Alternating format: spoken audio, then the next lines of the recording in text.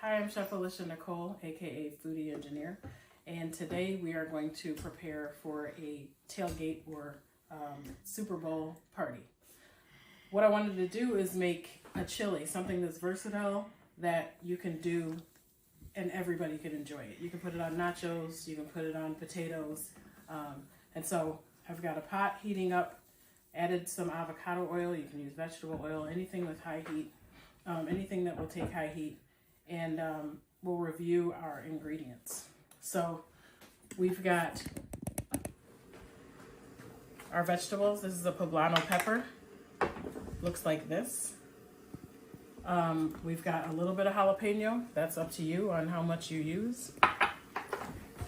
We've got bell pepper, any color, it doesn't matter. I don't know the difference in flavor. And you can use, and then you've got onion, of course, for more aromatics. And as much garlic as you'd like. Chili is very versatile, like I said. You can use a lot of ingredients or a few ingredients. I'd even consider putting in butternut squash to kind of stretch it out as well if you're having a larger party. So, I hear my pot sizzling. Bell peppers, garlic, get all of that in there. Poblano peppers.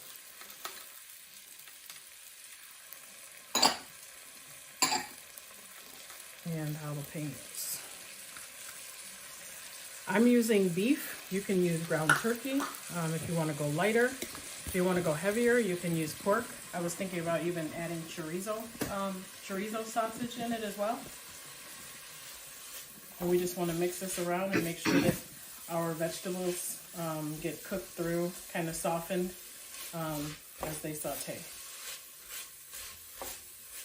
So while that cooks, we'll review our spices.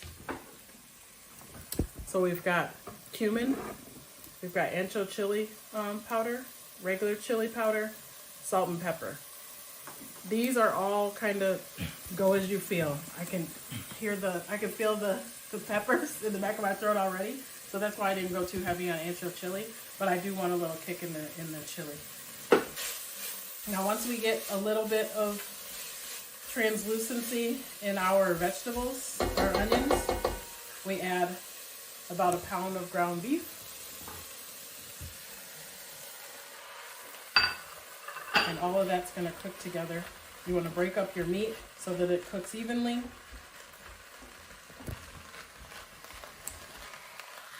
This is a smaller portion just because we're not having a whole crew over. There's all sorts of things you can add to it. You could use one of those flavor cubes, the Maggi cubes. You can put in spring onions to top it afterwards. Top it with cheese, red onion, cilantro, just to make it festive. All right, so this is pretty well cooked, still a little pink, but remember, chili just gets better after time, so you're gonna cook it and cook it and cook it. So even if you cook it the day before, because oftentimes the grease from the beef is kind of heavy in there, so if you chill it, you can scrape that grease off and then reheat it for the next day. Use it for nachos, top baked potatoes, all that fun stuff. Sweet potatoes. Season up our meat with all of those seasonings.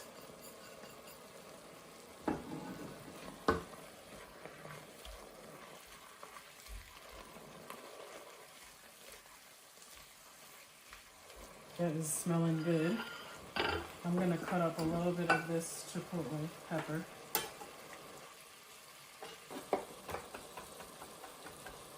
A little bit goes a long way. I have family that some like heat and some don't want too much, so we go in between. We're going to add our crushed tomato. I like to rinse this with water and use the water just because We don't like to waste. And swirl that around.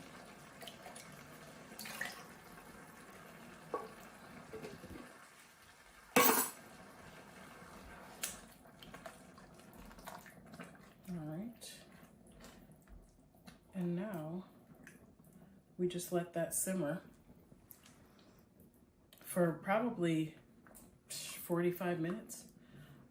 You can add water just so that everything melds together as it's cooking. You don't want it boiling though, so you want to turn it down once you see bubbles, the big bubbles. Just so that it kind of calms down and is just simmering. So we do that. The last thing we do is put the beans in, because you don't want the beans to be mush like, you know, like we eat our beans with cornbread and rice and stuff. You don't want that. You want the beans to stay whole. So while this cooks down, we're gonna make a quick salsa. So we're gonna make a quick salsa. I learned this actually traveling in Mexico, and it's kind of mimicking a like a wood stove. So we've got plum tomatoes, a tomatillo that actually looks like this when you get it, and you want to pull off the paper. It's usually easy to do, but it has a sticky film to it, so once you pull the paper off, once you pull that layer off, you want to rinse it because it's like a sticky, it's real tacky. So that's what we did here, so it's smooth. And then we have some jalapeno, but not a whole jalapeno. Feel free if that's what you like, but I took the seeds out and most of the rib just because we don't want it too hot. You can add heat, but you can't really take it away. So, and then we have onions and some garlic. So what we do is have this on a high flame and just keep turning it when you get a little blistering on the vegetables. So you might smell it, and that's typically kind of what I do. Is if I smell it, then I'm going to start turning it because you want some char in your salsa. It gives it a little depth of flavor and just some more color to the salsa. So what we do is we cook this not to pulp. We just kind of blister the skins, and then we add it to a blender. Add some salt and lime, and you've got your salsa. Obviously, you want to do this ahead of time. Put it in the fridge to cool, and you know, folks can enjoy. And it's, you know, very easy to make more if need be.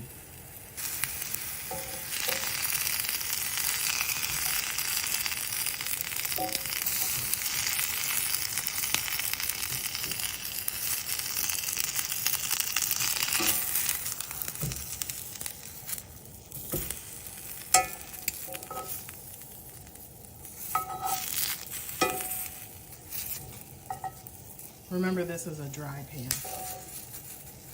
meaning no oils are added. We just put the fruits, tomatoes are fruit, and vegetables in, and I guess tomatillo is probably a fruit too, and let it blister, get some char on the skin, and then we put it in the blender. Okay, so I actually took the vegetables and fruits off of the stove and put them in a blender. But before I get to that, I wanted to take a look at the chili and add a couple more ingredients. So I like a lot of corn, and actually I tasted it and it needs some sweetness. So I would add corn to this. I'll put the whole thing in. No one's gonna say, I think your chili has too much corn, so add it. And then we've got kidney beans. They may say it has too much beans, so be careful. Might be a long night. We stir that up, and I have several tasting spoons, clean tasting spoons. So we take a little taste.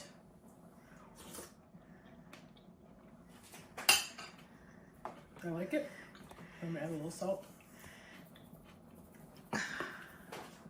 While that's doing that, it's got a little heat to it. I like it. Right. We add the blender to its stand, and it's gonna be noisy. So you don't want to puree it unless that's what you prefer. I like a few chunks in my salsa, and then like I use this on eggs in the morning if I have leftovers from the Super Bowl party or whatever. But you know, this can be used on a whole bunch of stuff. So we take another spoon, taste the salsa. That's very watery because I didn't put any salt in it yet. So you put, I don't know, maybe a teaspoon of salt, a lime that we roll out to get the juices good, and we cut that in half, typically on a cutting board. And I just want to squeeze about a half a lime in there. And actually, it's blended enough, so I'm going to stir it up. Get another spoon.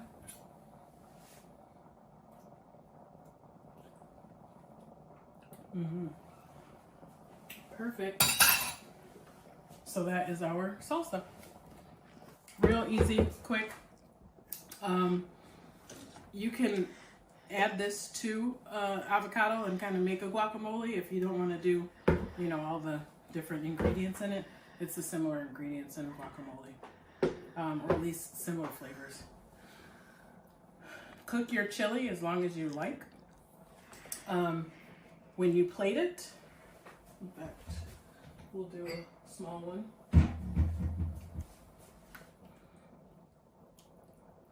Make sure you get a lot of the meat and also the liquid.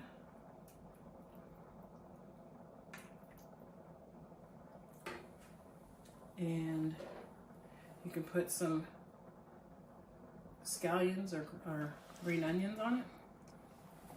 And then a little bit of cilantro to make it pretty. Cheese, red onions. You can make a chili bar and have your sweet potatoes sit in there, your nachos, and your chili, your red onions, scallions, cilantro, cheese, extra, what are they called? Pickled jalapeños, things like that, and you can put it on. To lighten this up, again, you can use turkey, you can use chicken broth,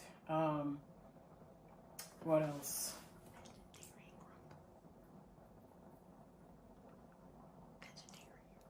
Oh, yeah, you can make it vegetarian or vegan. You can make it vegan. This is, like I said, it's super versatile. It'll be for everybody. You know, the kids will like it. The old folks like it. Everybody enjoys it. My grandmother actually used to make chili every Saturday at her house in Detroit, and everybody from the neighborhood would expect that they would stop by for a bowl. So this is kind of inspired by Gertrude Beard. Anyway, I would say go Lions, but that didn't happen. So, you know, root on your whatever team you're rooting for. But halftime show, I heard it's a great game at the concert. Again, I'm Alycia Nicole, Chef Alycia Nicole, also known as Foodie Engineer. You can catch me on Instagram at Foodie Engineer, Facebook Foodie Engineer, and YouTube.